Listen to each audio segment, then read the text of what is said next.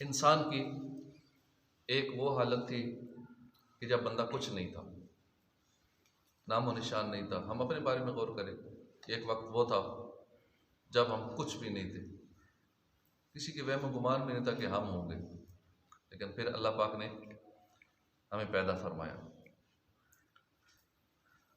इसी तरह अब जो हालत है, एक तो कुछ ना होने वाली कंडीशन थी, अब है कुछ है। फ़अहयाकुम, अल्लाह पाक ने फिर तुम्हें पैदा किया। पहले क्या थे? वकुंतुम अमवातन, तुम मुर्दा थे, यानी कुछ भी नहीं थे। फिर फ़अहयाकुम, उसने तुम्हें पैदा किया। अब हम उस कंडीशन में हैं, पैदा हो चुके। और कैसा पैदा किया? बहुत अच्छा पैदा किया। लक़द खलक़नल इंसान फ़ी अहसन तक़वीम, बहुत ही अच्छा पैदा किया। कान अपनी जगह, आंखें अपनी जगह, हर चीज़ परफेक्ट बनाई। हुवल्लज़ी युसव्विरुकुम फ़िल अरहाम कैफ़ यशा, माँ के पेट के अंदर ही सारी शक्ल व सूरत तरतीब दे दी अल्लाह पाक।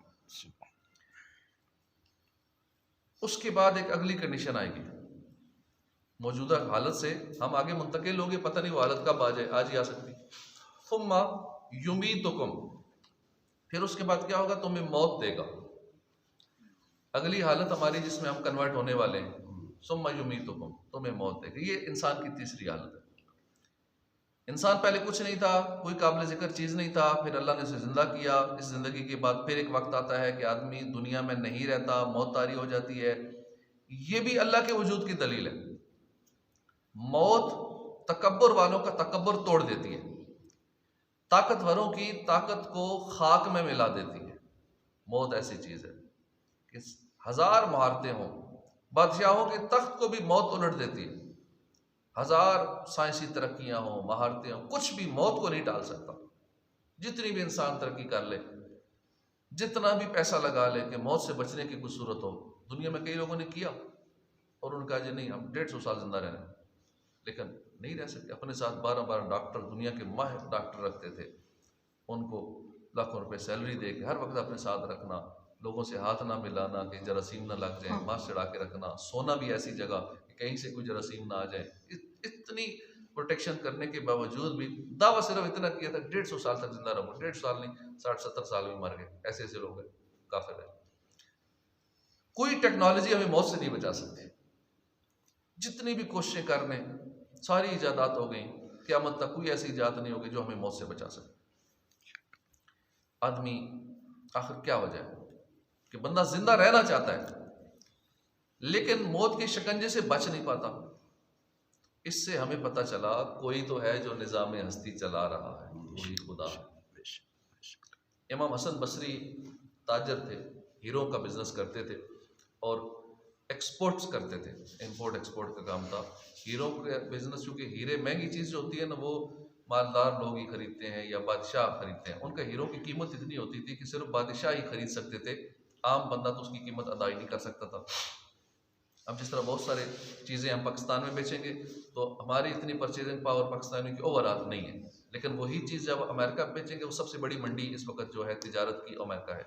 यहाँ से जो लोग वहाँ एक्सपोर्ट्स करते हैं वो डॉलरों में कमाते हैं और उनके लिए $1000-2000 मिनिमम कमाना कोई इतना मसला नहीं है। सिर्फ इस तरह हमारा दिमाग नहीं जाता, मोबाइल हाथ में होते हुए भी हम समझते हैं हम पाकिस्तान में रहते हैं, हम पिंडी में रहते हैं, हम अभी तक उधर ही रहते हैं।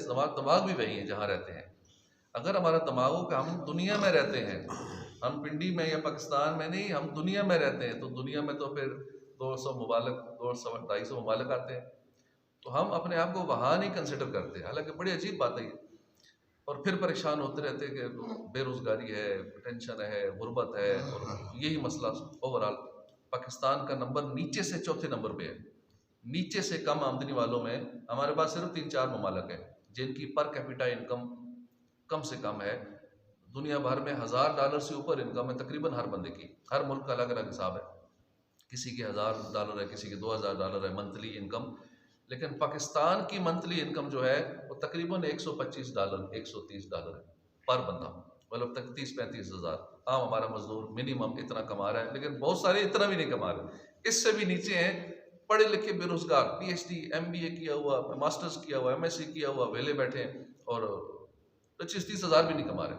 वरना कम से कम जो एक एवरेज आमदनी पाकिस्तानी की वो $125 है, हालांकि दुनिया भर में $1000 से ऊपर आमदनी है हर बंदे की, और इसलिए जलील हो रहे हैं। और इसराइल जैसा मुल्क, छोटा सा मुल्क, 1 करोड़ यहूदी 150 करोड़ पे हावी हुए पड़े, इसलिए कि हम कुछ करते नहीं है, बस वो गुर्बत जिस वजह से है, फिर मजबूर भी हैं, बोल भी नहीं सकते। लेकिन अब पाकिस्तान बोल भी नहीं रहा। अफ्रीका जैसे ममालिक बोल रहे हैं कि भाई इसराइल तुम गलत कर रहे हो, तुम फ़लस्तीनियों पे जुल्म कर रहे हो, गलत कर रहे हो, हमारे यहाँ बयान तक नहीं दिया जा रहा।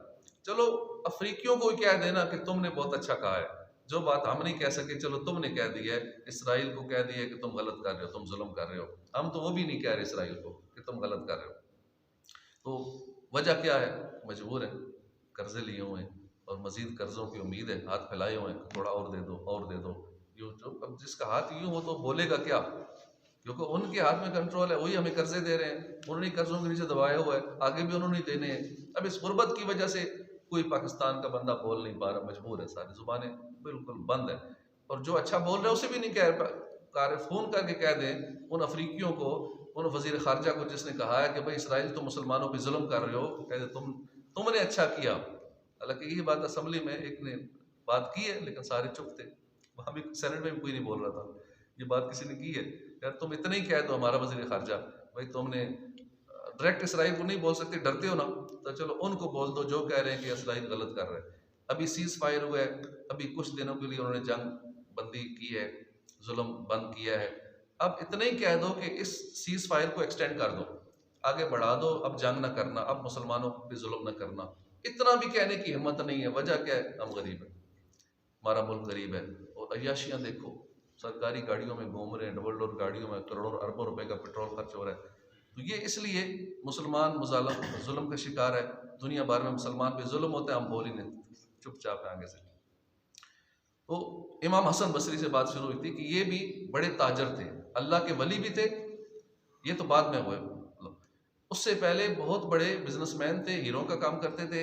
ये किसी मुल्क जब गए, रोम के मुल्क में बादशाह के पास गए अपने हीरे बेचने, तो उन्होंने कहा जी हमारा एक फंक्शन है, उसके बाद फिर बादशाह सलामत आपसे मुलाकात करेंगे और जो सौदा वगैरह करना है वो करेंगे, तो आप इंतज़ार करें, हम अपने उस फंक्शन से फारग होकर करेंगे। उन्होंने कहा मैं इधर फारिग हूँ, क्या करूँगा, चलो मुझे भी साथ ले चलो जो तुम्हारा फंक्शन है। उन्होंने कहा ठीक है आ जाओ। बादशाह सलामत अपनी सारी फ़ौज के साथ, अपनी हसीनाओं के साथ, अपने सिपा सलारों के साथ, तबीबों के साथ, जितने भी शोबा उसके थे, उलमाए कराम के साथ, सबको लेके एक जगह गए, एक जंगल में पहुंचे। वहाँ पे एक आला किस्म के रेशमी कपड़े का खैमा बना हुआ था। अब खैमे में पहले एक टीम जाती, मसलन के उलमाए कराम की टीम जाती, वो जाके खैमे में वापस आ जाते, हसीनाएं जो थी वहाँ वो जाती, अंदर जाके वापस आ गई, फौजी जर्नैल अंदर गए वापस आ गए, हकीम वगैरह डॉक्टर तबीब अंदर गए वापस आ गए, फंक्शन एंड हो गया, उनके चलो वापस। ये अजीब गरीब फंक्शन है, ना कोई अल्लाह गुल्ला, ना कोई रौला, ना कोई बातचीत, ना कोई आवाज़ आई इधर से, हुआ भी कुछ नहीं, चुपचाप अंदर जाते हैं वापस आ जाते हैं और कहते हैं फंक्शन ख़त्म हो गया। बड़े हैरान हुए। हसन बसरी ने उनके जो मुतल्लिका ज़िम्मेदार थे उनसे पूछा ये क्या मामले, अजीब गरीब फंक्शन है। उसने बताया कि असल बात यह है कि इस खैमे के अंदर बादशाह का एक खूबसूरत नौजवान बेटा दफन है, जिसका जवानी में इंतकाल हो गया था, और इस खैमे में वो दफन है। हर साल जब उसकी बरसी आती है, वफात का दिन आता है, तो इसी तरह बादशाह सब लोगों को जमा करता है। लोग जमा होते हैं, फौजी खैमे के पास अंदर जाते हैं, कहते हैं बादशाह के बेटे अगर जंग के ज़रिए मौत को टाला जा सकता तो हम तुम्हें बचा लेते, मगर अफसोस हम तुम्हारे लिए कुछ नहीं कर सके, हम अपनी जान पर खेल जाते तुझे बचा लेते। फिर उलमाए कराम अंदर जाते हैं, वो कहते हैं बादशाह के बेटे अगर इल्म के ज़रिए मौत को रोका जा सकता तो हम तुम्हें मौत से बचा लेते। इसी तरह तबीब वगैरह डॉक्टर हजरात जाते कि अगर कोई हमारी हिकमत में, हमारी डॉक्टरी में कोई मौत का इलाज मुमकिन होता तो हम ज़रूर आपका इलाज करते और हर कीमत पर हम आपको मौत से बचा लेते, लेकिन क्या करें, मौत का कोई इलाज मुमकिन ही नहीं है। इसी तरह हसीनाएँ और दीगर शोबों वाले भी अंदर जाते हैं और इसी तरह अपने ख्यालात का इजहार करके वापस आ जाते हैं। अब आइंदा साल फिर दोबारा इसी तरह आएंगे। इमाम हसन बसरी सोच में पड़ गए। बड़े बिजनेसमैन थे, ठीक ठाक कमा रहे थे उस दौर में। हीरों हीरों की आज भी कीमत, एक एक हीरा 10 लाख 50 लाख 1 करोड़, करोड़ों में एक एक हीरे की कीमत होती है, छोटे छोटे हीरे होते हैं। तो उन्होंने कहा कि मैं इतनी दौलत कमा रहा हूँ, जब इतना कुछ करने के बाद भी मरना ही है, ये हाल होना है, फिर ये सब कुछ क्या है। अब आपने उसी वक्त आपकी ज़िंदगी का अंदाज बदल गया। आपने पक्की नियत कर ली कि अब ज़िंदगी भर मैं कभी हंसूंगा नहीं, जब तक दुनिया में मैं रहूंगा मैं फ़िक्र आखिरत में ही मसरूफ़ रहूंगा। अब मैं सिर्फ आखिरत की तैयारी करूँगा। दुनिया से दिल उचाट हो गया। वो है ऐशो इशरत का कोई महल भी, जहाँ ताक में हर घड़ी हो अजल भी। बस अपने इस जहल से तू निकल भी, ये जीने का अंदाज अपना बदल भी।